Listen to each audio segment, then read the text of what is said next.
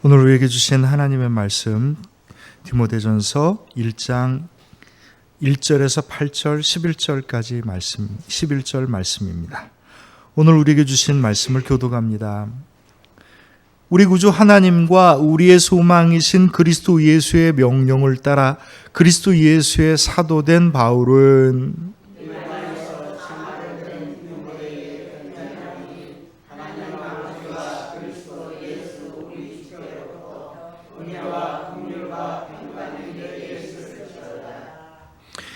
내가 마게도냐로 갈 때 너를 권하여 에베소에 머물러 한 것은 어떤 사람들을 명하여 다른 교훈을 가르치지 말며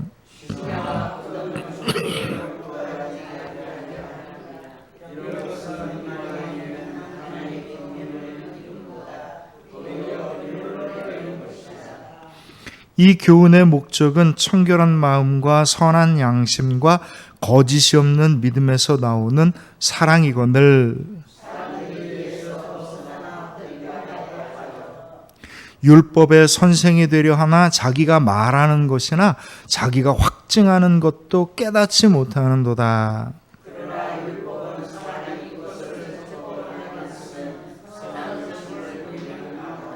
우리 함께 읽습니다. 이 교훈은 내게 맡기신 바 복되신 하나님의 영광의 복음을 따름이니라. 아멘.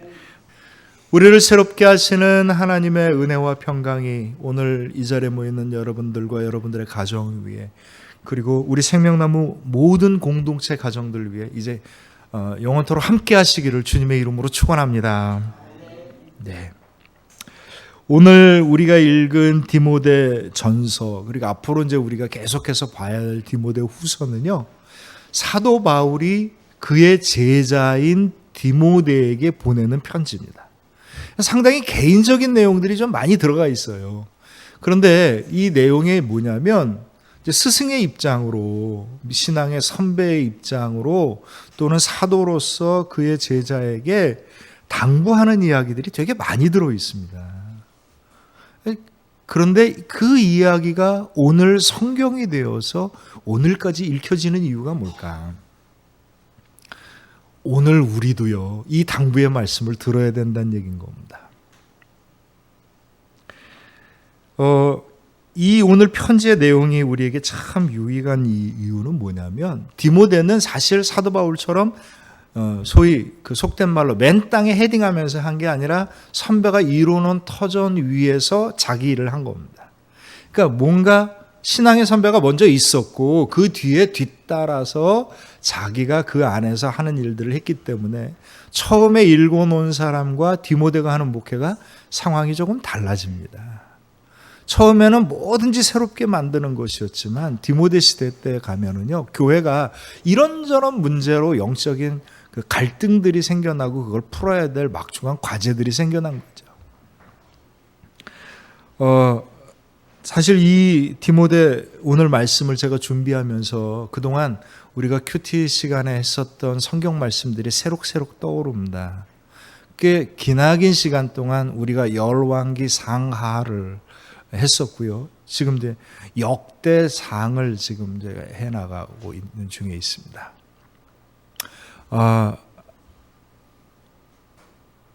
여기에 보면 열왕기 상하나 역대상하는 역사서거든요. 이스라엘 왕조, 이스라엘에 대한 역사서인데 이 역사서가 가장 중요하게 생각하는 핵심이 있어요. 그게 뭐냐면 다윗 왕의 믿음입니다.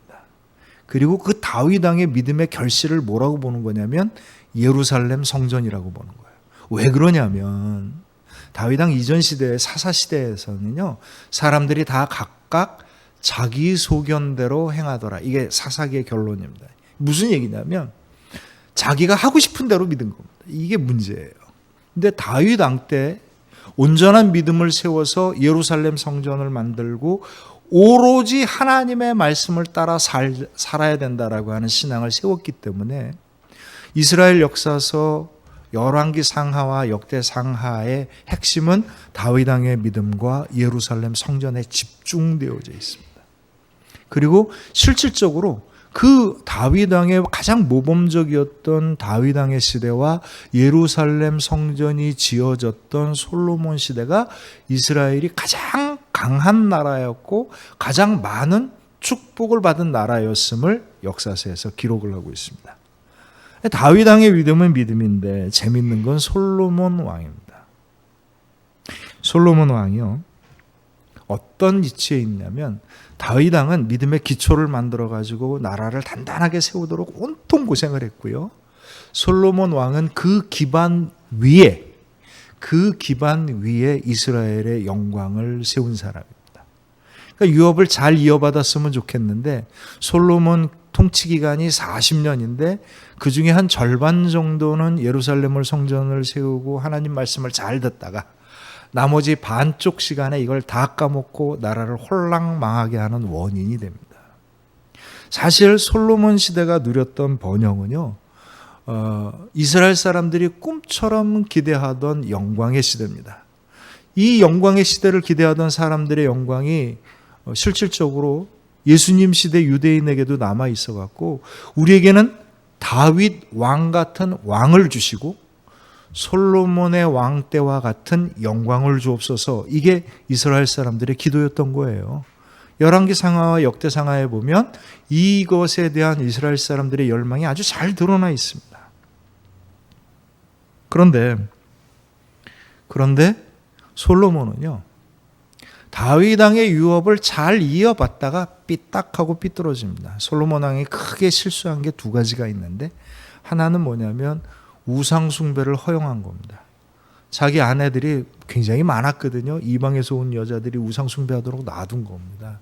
두 번째는 솔로몬 왕이 그 강력하고 부자인 나라를 세우면서 백성들을 착취한 왕이었어요. 이 얘기가 어디에 가보면 나오냐면 르호보암 왕 때, 그 아들 왕 때 백성들이 가서 탄원을 합니다. 당신 아버지가 우리에게 무거운 세금을 거두고 우리들에게 강하게 심한 노동을 시켰으니 그것을 줄여주십시오, 이렇게 부탁하는 장면이 나와요. 그러니까 실질적으로 솔로몬 왕이 하나님의 뜻대로 백성을 사랑하고 섬기는 왕이었던 게 아니고 자신의 이익과 소수만의 이익을 위해서 애를 썼던 왕이었던 겁니다. 결과적으로 솔로몬 왕이 다윗 왕의 믿음의 유업을 받아서 그가 잘할 때는 이스라엘의 영광이 그의 가운데 임하여졌었으나 그가 그 유업을 잃어버리는 순간부터 어떻게 된 겁니까? 나라가 망하는 겁니다. 하나님께서 벌을 내려주시는데 내가 차마 다윗 때문에 너를 죽이거나 네 자리를 쫓아내지 않겠다, 벌을 주지 않겠다. 그러나 네 아들 때에 가서 그게 나타나리라. 그래서 그다음 르호보암 왕 때 나타나는 겁니다. 솔로몬 왕이라고 하는 사람이 말하자면 다윗의 믿음의 유업을 받아 하나님의 영광을 드러낸 왕이기도 하고요, 그 유업을 잃어버리고 홀라당 나라를 망하게 한 왕이기도 합니다. 그래서 오늘날 우리 시대 참 고민 중에 하나가 뭐냐면 어떻게 우리들의 신앙의 선배들의 믿음을 우리 부모 세대와 할아버지 세대가 우리에게 남겨준 이 씨앗들을 엉뚱하게 쓰이지 아니하고 선한 결과를 내게 할 수 있느냐, 이것들이 자손들의 유업이고 자손들의 과제인 거고요, 오늘날 우리나라 한국교회의 유업과 과제인 셈인 겁니다. 만약에 이것이 제대로 되지 않는다면 엉뚱한 길로 가는 거고요, 이것이 제대로 된다면 그 쌓여진 기도 위에 세워지는 하나님의 영광을 보는 거죠. 어떤 한 교회에서 성경 퀴즈 골든벨이라고 하는 퀴즈를 했어요. 여러분 골든벨이 뭔지 아시죠? 이렇게 막 문제 내면 종에다 써갖고 저요 이제 이렇게 해서 답을 맞추는 겁니다. 한 선생님이 문제를 냈어요. 뭐라고 문제를 냈냐면, 탕자가 있었습니다. 아버지 재산을 갖고 집 바깥으로 나갔는데 돈 다 까먹고 고생하다가 아버지에게 돌아왔어요. 아버지가 이 돈 다 까먹고 고생한 아들을 따뜻하게 품어주었습니다. 이 비유의 제목은 뭘까요? 여러분 정답은 뭡니까? 탕자의 비유죠. 탕자의 비유입니다. 막 애들이 써서 내는데 제일 먼저 써서 힘차게 손을 든 애가 있어요.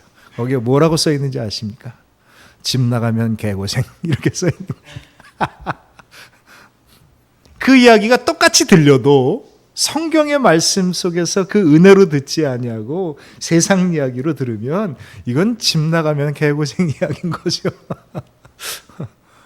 오늘날 우리가 하나님의 말씀을 듣고 그 은혜를 전달받을 때 그 은혜를 온전하게 받아들이게 되면 하나님의 영광이 그 약속이 나의 믿음을 통하여서 어떻게 되는 거예요? 이루어지는 겁니다. 성취되고 나타나는 거예요.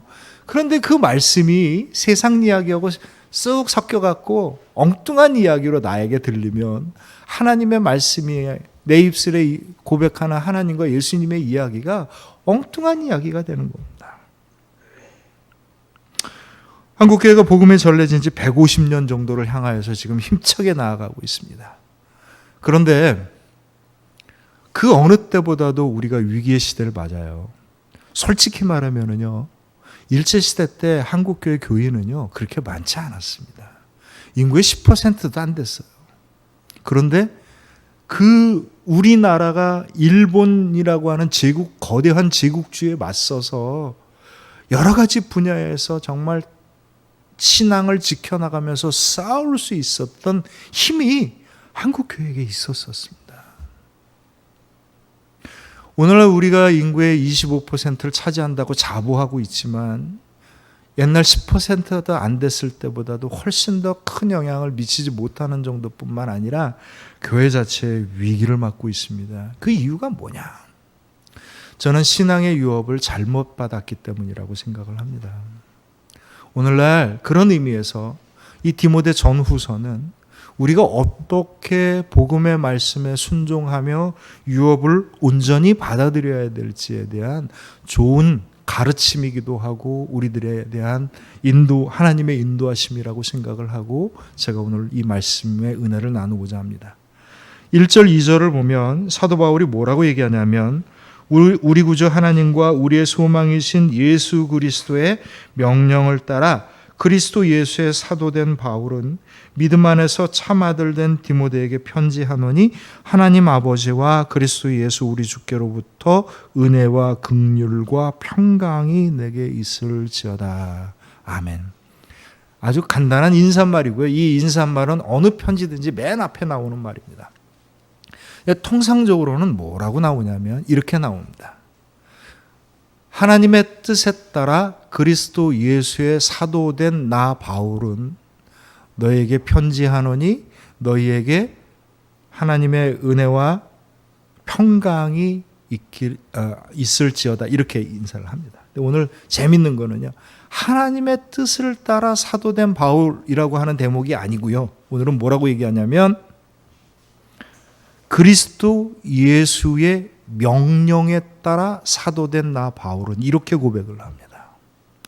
이 단순한 인사지만 이 말에 엄청난 의미가 담겨져 있는 거예요. 왜 하나님의 뜻에 따라 사도된 바울이라고 하지 아니하고 그리스도 예수의 명령을 따라서 사도가 되었다고 얘기를 하느냐? 이게 뭐냐면요, 고생하면서 읽어놓은 세대와 유업을 받아서 만들어가는 세대가 다른 거예요. 몸으로 겪은 것과 가르쳐줘서 아는 게 다른 겁니다. 내가 직접 애를 써서 만든 것과 남이 해놓은 것 그냥 돌봐주는 것은 다른 이야기인 겁니다. 제가 가끔 논산에 한 300평 정도 텃밭이 있는 목사님 일을 도와주러 갑니다. 근데 사실 이게 말이 좋아서 도와주러 간 거죠. 가난한 후배한테 용돈 주려고 일당 주고서 일 시키는 거예요. 근데 가서 일을 하면은요, 힘들어요. 힘듭니다. 정말. 왜냐하면 불러서 일을 시킬 정도면 힘든 일이니까 시켰겠지요. 하여간 힘듭니다. 근데 재밌는 건 뭐냐면, 이제 그 선배 목사가 오늘 이런 정도 일을 하는데 우리 하는 데까지 해보자. 둘이 합의를 받습니다. 하는 데까지 합시다. 목표를 정하고 끝까지 완수하려면 힘드니 하는 데까지 합시다. 근데 재밌는 건 뭐냐면 하는 데까지가 다른 거예요. 선배 목사는 이만큼 하는 게 하는 데까지고 저는 이만큼 하는 게 하는 데까지. 당연히 다르죠. 내 땅이고 내가 해야 될 일이고 어차피 해야 될 일이니 죽어라고 하는 게 하는 데까지인 거고, 저는 지치지 않을 만큼 하는 게 하는 데까지인 거예요. 이게 다른 겁니다. 몸으로 하는 신앙하고요, 귀로 듣는 신앙이 다릅니다. 몸으로 깨닫는 신앙은요, 그 안에서 온갖 것들을 경험합니다. 불편하기도 하고 힘들기도 하고 고생스럽기도 하지만 그 안에 하나님의 은혜와 능력을 경험하고 평안과 감사를 누리고 정말 하나님의 은총이 무엇인지를 맛보는 신앙생활을 하는 거고요. 귀에 들어서 그냥 좋은 게 좋은 거다라고 배운 사람들은 그냥 귀로 끝나는 겁니다. 바울은요, 주님의 뜻을 따릅니다. 근데 그 주님의 뜻을 따른다는 게 뭐겠어요? 바울에게 있어서는요, 목숨 걸고 지켜야 되는 거였어요. 그가 주님의 뜻을 따른다고 했었을 때 따라가다 보면 할 만큼 하죠. 이 할 만큼 하는 게 다른 겁니다. 그는 정말 목숨 걸고 내 모든 걸 다해서 주님의 뜻을 따라서 했던 거예요. 근데 이 얘기를 주님의 뜻을 따라 하는 데까지 해봐라라고 얘기하면 이 얘기가 다른 사람에겐 다른 이야기가 되는 겁니다. 그러니까 이게 뭔가 이걸 어떻게 표현해야 될까? 그리스도께서 복음으로 너에게 주신 명령을 따라라, 이렇게 얘기를 한 겁니다. 왜 그렇겠어요? 하는 데까지 한다는 거는요, 내가 하고 싶은 대로 한다는 거는요, 내 마음대로 하다가 만다는 뜻인 거예요.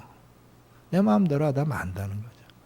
내 마음대로 하는 것과 하나님의 마음이 일치하면 얼마나 좋겠습니까마는. 대체적으로 우리는 우리가 편한 대로 생각하고 내가 원하는 대로 하나님의 은혜를 구하지, 하나님이 나에게 주셔서 나에게 진짜 행복한 나의 길들을 못 찾아가는 거죠. 그러니까 오늘 사도 바울이 하나님의 뜻을 따라 사도가 된 바울이라고 하지 아니하고 특별히 디모데에게 뭐라고 얘기하냐면 그리스도의 예수의 명령에 따랐다. 너도 그렇게 하라는 이야기입니다. 이 이야기는 그러면 사도의 후계라고 얘기하는 목사들에게만 해당되는 얘기입니까? 아니에요. 모든 그리스도인에게 하시는 말씀입니다. 모든 그리스도인들이 하나님의 뜻을 따르십시오. 왜냐하면 그 뜻 안에 우리의 진정한 행복과 축복이 있습니다. 하나님의 영광이 있습니다. 하나님의 뜻을 따르십시오. 그런데 내가 하고 싶은 대로 하지 말고 나에게 주신 복음의 명령을 순종하십시오. 이게 사도 바울의 이야기예요. 자신이 고백할 때는 뜻에 따른다고 얘기를 했겠지만 이게 제자한테 얘기를 하자니 이게 약간 좀 못 미치는 것 같거든요. 눈에 보이지요. 자기만큼 했겠어요. 그러니까 하는 얘기입니다. 그리스도의 명령에 따르라. 오늘날 우리 시대에 정말 적합한 말씀이지 않을까 싶어요. 오늘날 우리 시대는요, 권위의 시대가 아닙니다. 명령을 싫어해요. 이젠 누가 명령을 듣겠어요. 그래도 우리 원로 목사님 목회하던 시절에는요, 목사님 말씀을 하나님 말씀처럼 여기고 그랬던 시대가 있었습니다. 지금 그런 시대가 아닙니다. 그런데 목사의 이야기는 그냥 목사의 이야기로 들으셔도 괜찮습니다. 괜찮아요. 제가 무슨 그런 권위를 요구하지도 않고 그런 걸 저도 좋아하지도 않습니다. 그러나 하나님 말씀은 하나님의 명령으로 들으십시오. 그리고 순종하십시오. 그건 변함없는 사실이고 변함없는 믿음입니다. 우리들의 믿음의 가장 큰 문제는 뭐냐면 자기 소견대로 하는 믿음이에요. 자기가 원하는 대로 받기를 원하고 자기가 하고 싶은 대로 하기를 원하는 믿음을 갖는 것이 저는 우리 시대의 영적인 능력이 잃어버리고 상실되는 가장 큰 원인이라고 생각을 합니다. 주께서 나에게 말씀을 주신 대로, 주께서 내 심령을 인도하시는 대로, 내가 받은 감동대로 내가 순종하며 나아갈 때 우리 한국교회와 우리 믿음 가운데 하나님의 진정한 영적인 은혜와 능력이 나타나게 될 줄로 저는 믿습니다. 오늘 3절, 5절, 11절을 보면 내가 마게도냐로 갈 때 너를 권하여 에베소에 머물라 한 것은 어떤 사람들을 명하여 다른 교훈을 가르치지 말며 이 교훈의 목적은 청결한 마음과 선한 양심과 거짓 없는 믿음에서 나오는 사랑이거늘 이 교훈은 내게 맡기신 바 복되신 하나님의 영광의 복음을 따름이니라. 아멘. 여기서 이 세 개의 절의 공통적인 단어가 딱 하나 나오죠. 그게 뭡니까? 교훈입니다. 이 교훈이라는 5절에 나오는 이 교훈의 원어가 뭐냐면 파랑겔리아입니다. 파랑겔리아. 앙겔리아라고 하는 게 여러분 제가 전에도 얘기했지만 천사입니다. 원래 복음이 유앙겔리온이거든요. 천사가 이야기해 준 소리예요. 앙겔리아가 천사란 뜻인데 이게 이제 나중에 영어가 돼 갖고 뭐가 되냐면 엔젤이 됩니다. 엔젤이 천사인 거죠.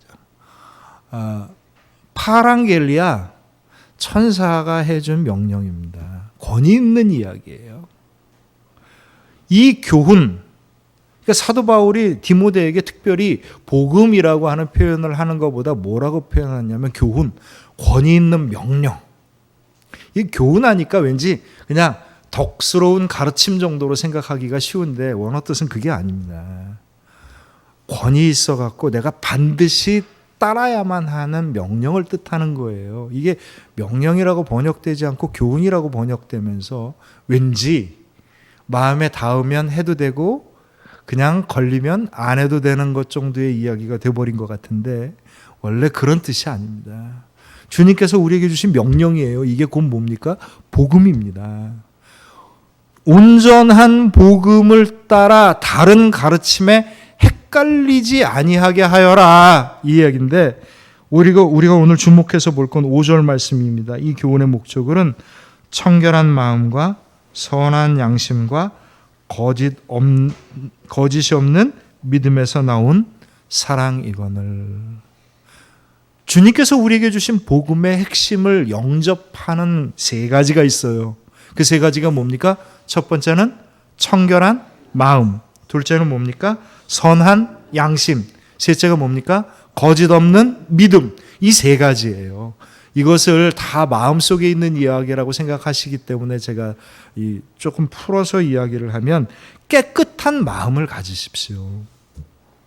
선한 양심이, 여기서 이야기한 양심이 우리나라 말로 번역돼서 그런 건데 분별할 수 있는 선하게 분별하십시오. 이게 뭐예요? 생각입니다. 생각. 이성을 뜻하는 거예요. 이거는 그냥 내 마음속에 있는 소리가 아니라 우리가 무엇인가를 분별력 있게 판단을 해야 된다는 얘기입니다.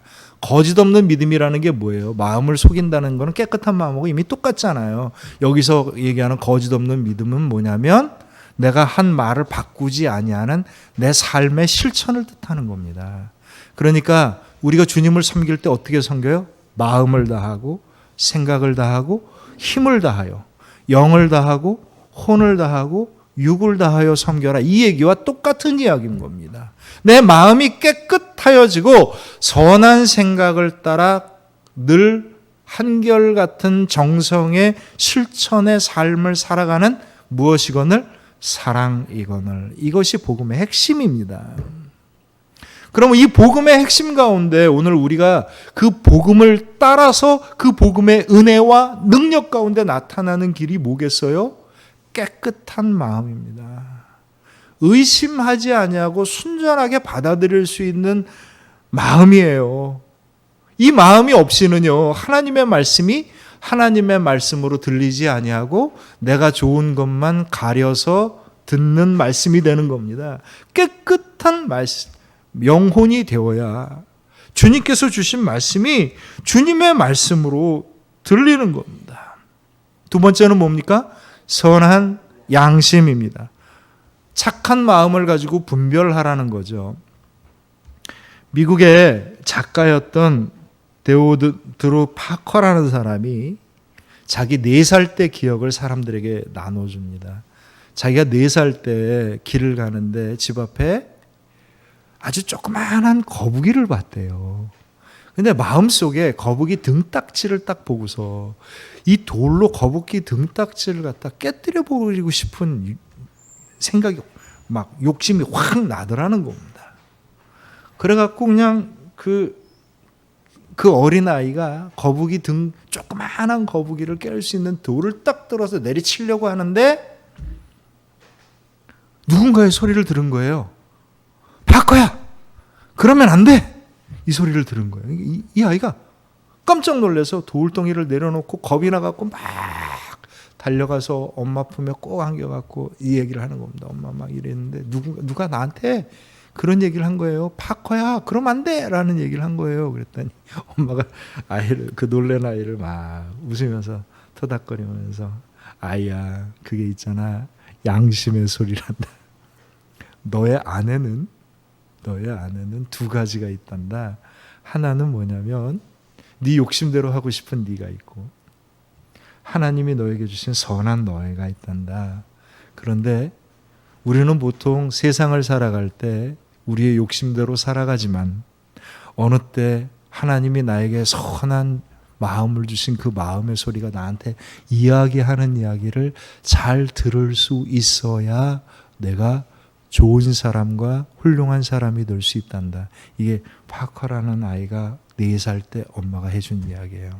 성경의 이야기하고도 같은 이야기인 거고 참 지혜로운 가르침입니다. 로마서 7장 22절 23절에 보면 내 속사람으로는 하나님의 법을 즐거워하되 내 지체 속에서 한 다른 법이 내 마음의 법과 싸워 내 지체 속에 있는 죄의 법으로 나를 사로잡는 것을 보는도다. 아멘. 로마서 7장에 보면 인간이 어떤 존재인가라고 하는 걸 아주 적나라하게 사도 바울이 고백을 해요. 그 얘기는 뭐냐면 내가 선한 마음을 갖고 선한 생각을 갖고 뭘 하려고 하는데 내 안에 또 다른 내가 있는 거예요. 그래갖고 이 선한 일을 하려는 나를 자꾸 끄집어 당겨가지고 내 이기심과 욕망에 사로잡혀서 세상 것과 똑같이 가게 나를 끌어가는구나. 이게 우리들이라는 거죠.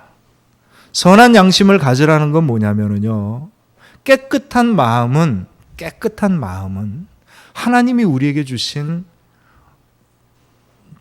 복음의 그 은혜와 능력을 순전하게 받아들이는 거고요. 선한 양심은 우리가 세상을 살아갈 때 우리가 해야 될 구체적인 일들을 해 나갈 때 영적 싸움을 해 나가는 영적인 근원이 되는 겁니다. 깨끗한 마음만 갖고 있고 선한 양심이 없어져 버리면은요, 이게 아주 이상한 형태가 돼 버리는 겁니다. 깨끗한 마음이 되어서 주님의 복음의 순전한 은혜와 능력을 받으시되 선한 양심이 되어서 이것을 온전히 분별해서 할 수 있어야 돼요. 세 번째 뭡니까? 거짓 없는 믿음입니다. 이걸 이렇게 해야 되는데 그냥 하다 보니까 이렇게 됐어요. 솔직히 나중에 좀 할게요. 이렇게 내가 하는 모든 것들을 자기 변명을 하기고 속이고 속여갖고 미루고 안 하는 거예요. 실천에 대한 얘기입니다. 하나님께서 주시는 복음을 온전하게 받아들이고 주님께서 나에게 주신 선한 영혼의 인도함을 따라서 내 믿음과 삶을 결단하고 그것을 되돌이키지 아니하고 온전하게 이루는 그 실천이 있었을 때 우리는 주님의 복음의 사랑 가운데 온전하게 영광을 드러낼 수가 있는 겁니다. 그래서 사도 바울이 11절에 뭐라고 고백을 하냐면 이 교훈은 내게 맡기신 바 복되신 하나님의 영광의 복음을 따름이니라. 이 명령을 따르는 것은 하나님께서 나에게 맡겨주신 뭐라고 합니까? 복되신 하나님의 영광입니다. 주님께서 우리에게 주신 복음의 말씀을 사도 바울이 뭐라고 얘기합니까? 자, 여러분 저를 따라합니다. 복되신 하나님의 영광. 그렇습니다. 우리에게 주신 복음의 인도하심이 복되신 하나님의 영광입니다. 이 명령을 따라 순종하게 될 때 복되신 하나님의 영광이 우리 가운데 나타나는 역사가 일어나는 겁니다. 어떤 한 아이가 할아버지와 어머니와 살고 있었어요. 그런데 할아버지가 이게 화상을 입어갖고 이게 좀 얼굴에 화상을 입어서 그냥 보기에도 흉측한데 먹을 걸 잘 못 먹어서 이렇게 잘 넘겨줘야 되고요. 거동하기가 불편해서 늘 휠체어를 타고 살아요.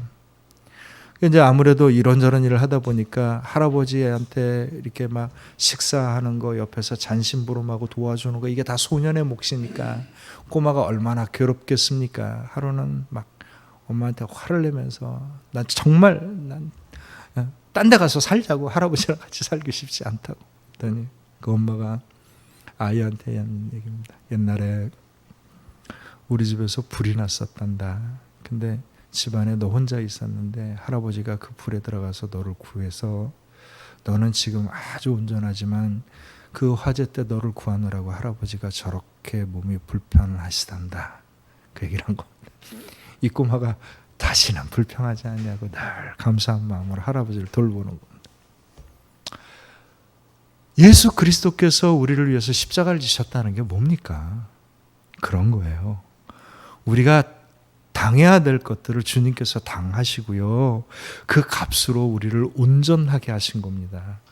게다가 우리가 살아가면서 이 십자가의 은혜를 믿고 이 십자가의 능력 아래 살기를 원하는 우리들에게 복의 영광을 주신다고 약속을 하신 겁니다. 우리 그리스도인들은요, 십자가의 값으로 대신 사는 삶을 살아가는 사람들입니다.